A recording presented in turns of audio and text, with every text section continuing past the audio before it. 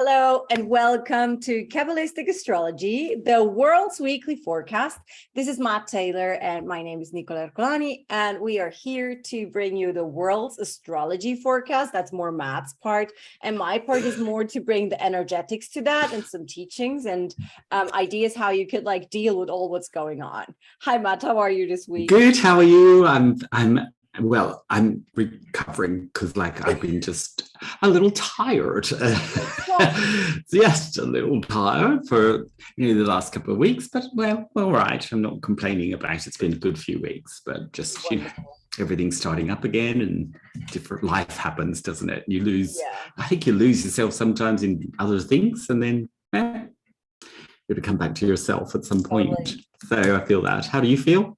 I'm good. I was away for the weekend with my sister and the kids. So I had a lot of new inputs energy wise, but also it always takes some 2-3 days for me to really digest everything that came in. It's there's a lot of light coming in when I go to new places, or when I get downloads from I was in a church which had major things going on in there.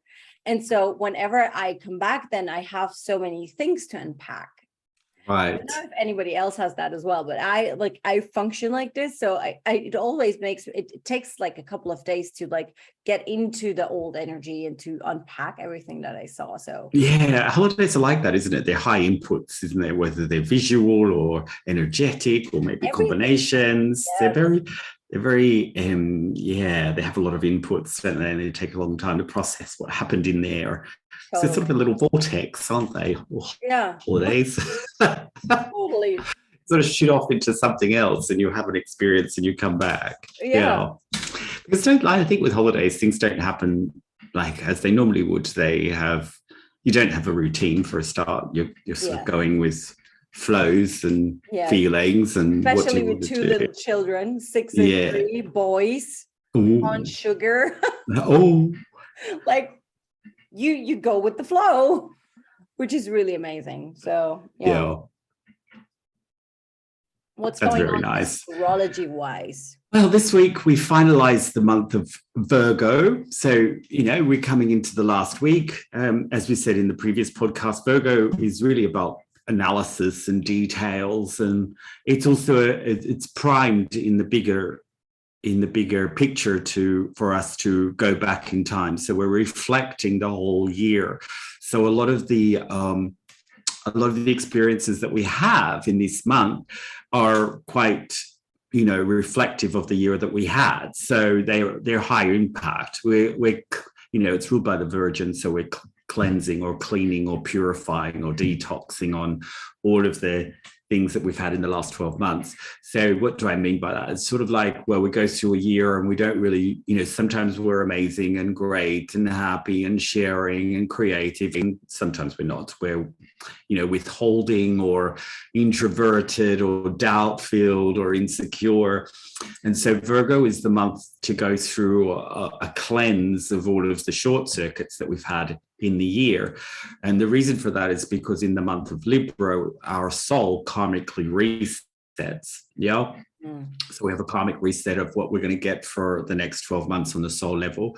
It's different to the astrological year, which goes from Aries to Pisces. That exists, but within the side of that is a spiritual karmic year that starts at the next full new moon. So this is the wrap up, and we get a final chance to really go over and analyze with details what's really happening. So it was really interesting when you said, I had an experience and I feel like I need to really go back over it and think what was all that about, because the energy is really pushing us to reflect and revise. Not only that, but that always happens in Virgo, but we have 6 planets retrograding, which also encourage us to reflect and revise. So we're really going over a lot of things. And I think, as you said last week, it was consolidation, right? So it's a reflection to see where we're at. And also on top of that consolidation, what we also need to be doing is setting up what we want for the next year. So we need to live this month like we want to live the following year. We're setting in a consciousness. So, I just suggest to people choose a word. what word do you really want to see more of in the next year? You know, it could be bravery, stability, awareness, whatever you feel you didn't have. That's how you have to live the rest of the month, the next 7 days. Oh my God, there's so many words. Like when you said like what word, it was like, oh my God, what word would I choose? Yeah, what word would you choose? Oh, like for me, it's effortlessness. I sometimes like absorb too much, you know, so I want to go through things, you know, just less, more like a fashion model. That's the imagery I have, where you just walk down the catwalk and it's, you know, it's all so easy. I just have this lovely effortless feeling, you know, well, obviously behind the scenes, that's not what's happening. But when you see these fashion models just walking out and it's like, they just woke up like this. This is that feeling I want to go through the next year. Do you have a feeling or energy that you would like to bring in that you feel you didn't do so well this year, but you would love to have next year? It has to be something inside you, you know, and it can't be something that someone else was doing. It has to come from something I didn't have this year. Yes, I have something. It's I don't know what the feeling would be called at the moment. Probably liberation, but maybe not liberation in it. What I would love to do is I would love to go more out. I'm very often at home. I live in a countryside, and like even when I go out on the countryside, I'm like alone. So I would love to go more to places and to, you know, sometimes I'm like, oh, I would like to have a brunch in a cafe. And then I'm like not going because I'm like, oh yeah, but then I have to drive and I have to bring the dogs. And like, there's all this yada going on in my head. And then I didn't do it. And it's not like that really matters to me that I do it or not. But I really think it would, like, most of the time when I do go out and when I do give myself this permission to like go to places that I just feel I want to go and want to see, that creates always very nice connections with humans. I think it's connections. No, is that your word? I think so too. That's the other word I would say, connection. And then, but I also want to do that internationally more. You know, for example, I would have the option to go to Barcelona and visit you, but I don't do it. I have the option to go to London and live in London for 2-3 weeks with my friend, but I don't do it. It's always like there's a lot of, and this is very Swiss. It's very my mother. I always hear my mother when I think about doing these things. Then she's like, "Yeah, but you don't want to spend money on that. Like, why would you do that? It's just way too expensive." Like, it's always this doubt. But especially with a Taurus, no? But you being Taurus, the finance my mom is really Pisces, even she's a Pisces. But you it triggers you more because you're a Taurus. So like, and I really want to be more free in the next year in following these intuitions into connection. Yes, that's what I want to do. That sounds amazing. No, that's perfect. So we're really, with the analysis and seeing all the things that we're short-circuited on, we don't want to get busy punishing ourselves. That's a very Virgo energy. It means to punish and to judge and, you know, all of that heaviness. We really just want to see, okay, I had a lot of this, but really what I want is that. And that's what we live this month with. It's a great exercise and it sets us up for really the next year. Also, what happens in terms of finalizations is obviously when we finish a month, the moon is coming into its closing phase. So when the moon is in the final phase, it's like it's karmically releasing. Yeah. So this is a great week to shed, to let go. It's very difficult to bring in the new, which I think is interesting that we're having the funeral of the Queen this week, you know, although it started last week, it's really today. And there's not a lot of great footing for new things. So it's a great time for releasing the old. You know, with a final moon phase, you're shedding off the old. But this energy, when we finalize a month, whichever month it is, when we go into the month or the final week, it's really about releasing. It's not about new things. So I think there's a difficult footing of energy for the new to come in. Also, what is happening in the chart this week is we have a Venus and Mars square. Now, when something is square, it means it's blocked. And the way through is to put in more action, right? We have to, but that action comes from me choosing. Right? I have to choose to put more energy there. Otherwise, it just appears blocked in my fourth.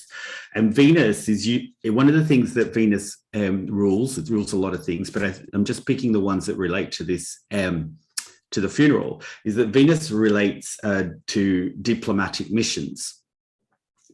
And it also relates to finances, and it relates to your general senses of wealth, although the wealth of an economy really belongs to Jupiter, but there is a sense of finances in Venus as well. And here it's blocked with Mars, which usually brings in when a square, it challenges a friction. Mars is about, if Mars has a square, it brings up all those red energies like frictions and tensions and angers and frustrations and impatience. Okay.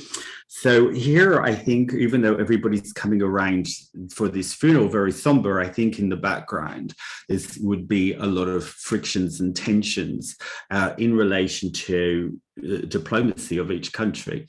So, we will not see that because this is not what the media is about. It's about the Queen's funeral, everybody coming to thing. But I think in the background, where we don't see, there's a lot of political tensions going on, as leaders pass, as leaders have to sit next to each other. Maybe they're involved in, circumstances beyond their control that bring them together. I think that we're going to see that, behind the scenes, I'd expect that this is not an easy diplomatic mission for the senses of many countries being together at the same time, lots of different royal families with lots of history, lots of different countries with particular frictions at the moment. If you think about between Britain and Europe, or between, that's just one example, but there's many, Russia, Ukraine is another example. Obviously, the Russians have been left out from being invited, which didn't go down too well with the Russians. So there's all sorts of things that this brings up, behind the scenes about diplomatic missions, and it's not a great time for that either. So there's not a lot of energy that really says this is a really good meeting of lots of heads of state together at the same time. It's really interesting. Today is the 19th of September. 2022, and the date shows this date for the funeral, for the actual funeral. From a numerological point of view, I think it is really interesting because the 1 and the 9 together are a completion of the day, and the day is actually your gift in numerology. So it's the 10, and the 10 is the radiant body. So it seemed to have to do something with her radiance and her ability to shine even over her passing. And then the 9 is the subtle body, which is her subtlety, her the way that she did things. She maneuvered herself very elegantly through situations. And I think it's really interesting to see that they chose today, also the Monday. For me as a foreigner, as a non-English person, it almost makes no sense that her funeral is on a Monday. People go to work on Monday. It would have made much more sense for people working to have it done on a Sunday, or a Saturday, where people could have their day off, because most people are off that day. But it's not the case. So why this date? So I think I think they've given it a day off for it, but it is unusual. It's a little bit strange, that it's a Monday. Yeah, exactly. So let's see. I think there is that sense of the finalization, that you talked about, and that ending. And if we go more into the chart, there is a Saturn-Uranus square. The Saturn-Uranus squares are always, Saturn is always about endings, but Uranus is about tensions. And Saturn is about the past and traditions and elderly people, and Uranus is about outbreaks and outbursts and erratic change. So something here again that ends something very well, but the new things and the old are in a friction. What do we do that's progressive? What do we take from the past? What do we do that's traditional? What do we do that's modern? You know, what patterns do we keep? What sort of roots do we hold down? What sort of things that mean something to us? Is all Saturn energy, and Uranus is let's break all it down, let's do new things, let's take away all of that. And that is a square, so that is creating another tension in the chart. You know, so what is the new thing coming through could have an energy of like disruption to it, an outbreak or something like this. Also, what Saturn Uranus does is it brings in earthquakes, particularly when one of those planets is in Taurus, which Uranus is. As I wrote this down, one of my students of astrology sent me something about an earthquake in Taiwan, which is size 7 on the Richter scale, and buildings are falling down. So this is another, it's like a physical example of the energy. When we have an earthquake, something is unstable, something is in tensions with each other, or something is not smooth, no? So there is many things I feel about this change, that it's not going very well behind the scenes. It sort of manifested itself in a very strange way that went across social media when King Charles III was signing something, and he wrote the wrong date, and then the pen started to leak, and it leaked all over his hand, and he got very disturbed by publicly, like he was very angry about it. And you can understand that. He's just lost his mom, he's got a grueling schedule and all that. But this kind of like small thing for me was sort of like something, you know, exploding out, you know, is really like something going on that I don't think they're aware of, or that they feel. But this changeover to me does not have a lot of grace and ease with it. In terms of the energies, don't really allow for such like that. You really have to work hard to bring in a lot of smoothness to the whole thing. We've also seen some disruption to these ceremonies with protesters about royal families and the age of living crisis. I'm not picking on this. I'm using it as an example that I think that in the world right now, there's a lot of tensions that we're not seeing, and things that are not progressing, things that are not moving, people not getting on well, people, that are involved in diplomacy and politics, really had a lot of tensions with each other. A lot of these energies, also we have a moon square Neptune, which is the third of the square, which is bringing a lot of friction. Moon is the nation, it's the home, it's the people, it's the common people. And Neptune is about our transcendence, or our bigger picture, or our divine love. So that is not flowing easily. There's not a sense of unity, right? That moon square Neptune disrupts unity. It makes a friction in the way that we can unify. So this is a very challenging week. It's the last week of the soul's year. It's cleansing things out. It's getting rid of things. It's taking things off that are old. It's bringing in, and that's very easy in the chart. But the new things coming through are very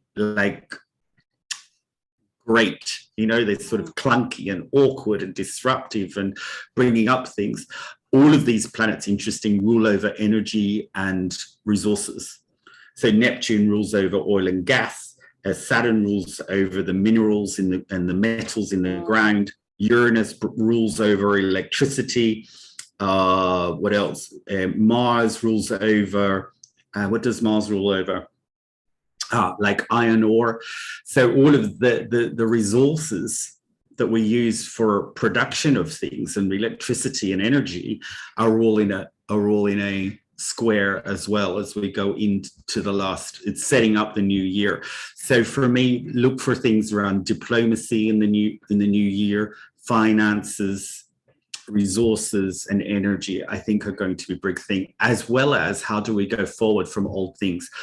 Like, there will be protests, there will be manifests, there'll be industrial disputes, I think, in the following year to come. We'll talk more about it, next week, about the next year to come, about, when what energy are we karmically resetting in, and bring up that some key themes that will happen in the world. They're already happening now. The bigger planets, Jupiter, Saturn, Neptune, Uranus, Pluto, and they're not going into any new sign. They're not going anywhere, but all of the angles and the squares and the stuff are setting up. There's very similar things to what we're seeing that are underlying, no? And I think that will be more evident as we go through the year. Very interesting. It's so I love, it's very fascinating this last week, because I think a lot of people can feel the tension already with these squares. They don't know that it's about the squares, but they can feel the tension. And interesting enough, I have a square in my birth chart. And my Kundalini yoga teacher, Tej, we spoke about my steps forward. And she said to me, well, if you have a square in your birth chart, we have a fantastic meditation for that.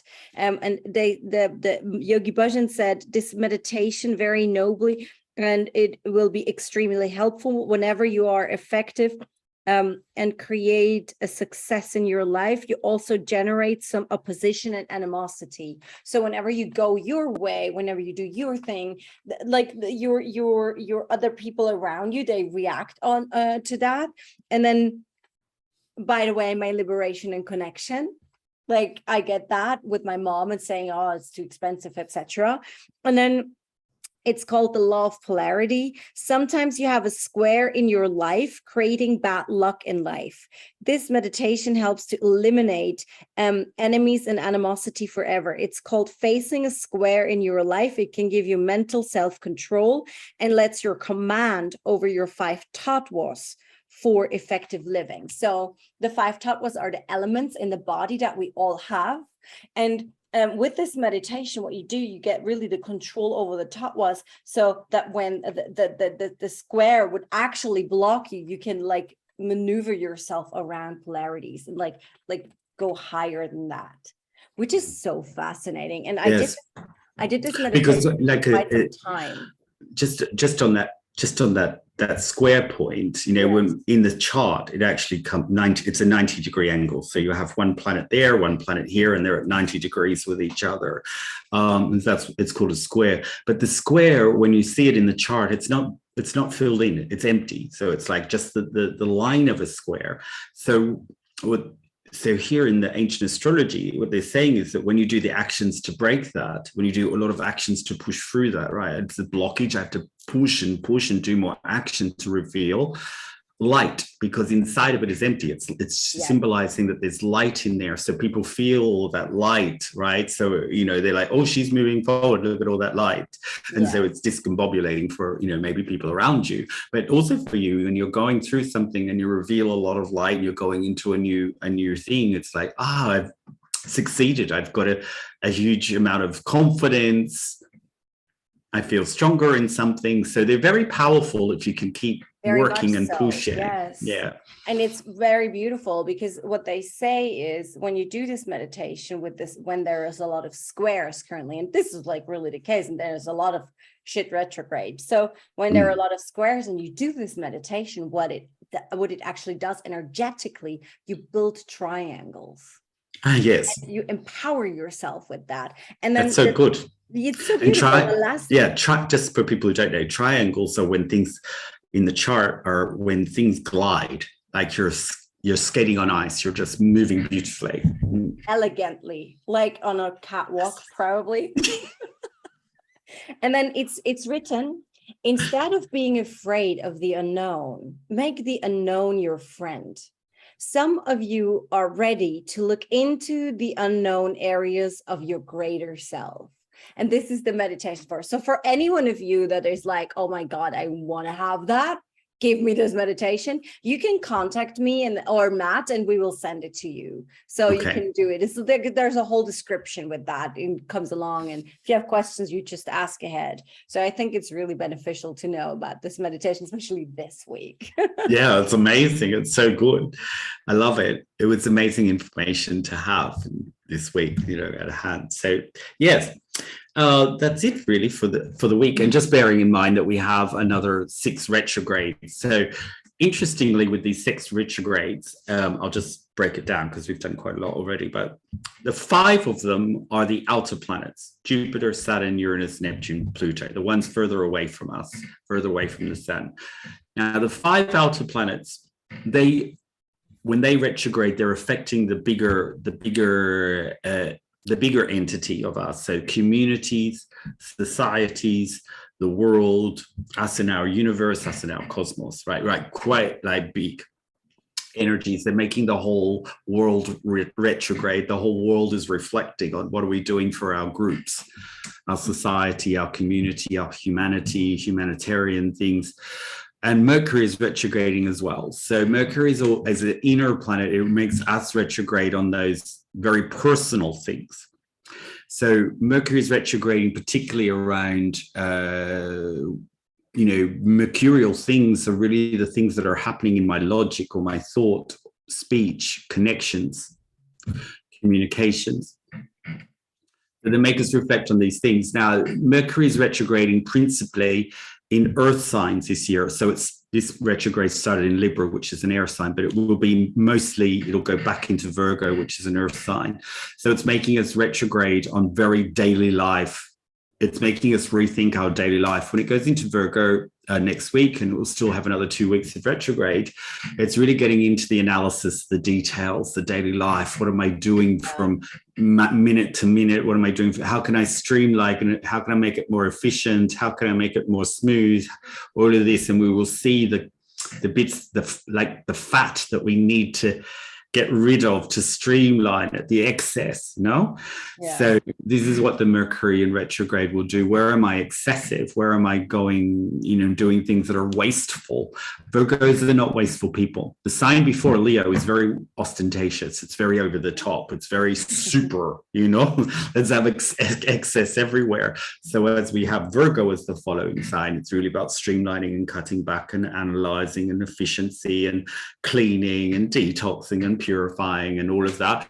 And Mercury retrograde, when it goes into there, will be allowing us to see all the details of our life where we're being excessive. So this word about consolidation that Nicole said last week is going to amplify even more over the next couple of weeks, because we'll really be going, no, that needs to go, that's out, that's finished with, it's too much, it's excessive internally, externally, but really in the details of our life. Mm-hmm. Yeah, this is also how it feels for me at the moment. It's like the whole energy of this week as well. It started for me already last Friday, where I was like, there was a new energy available, and it felt really like deep the need of like stepping back, like take it one step slower. Also, like, don't rush into, like, this week seems to be very a week just taking things step by step and slowing it down, and like don't rush into things. Be like very gentle with yourself, very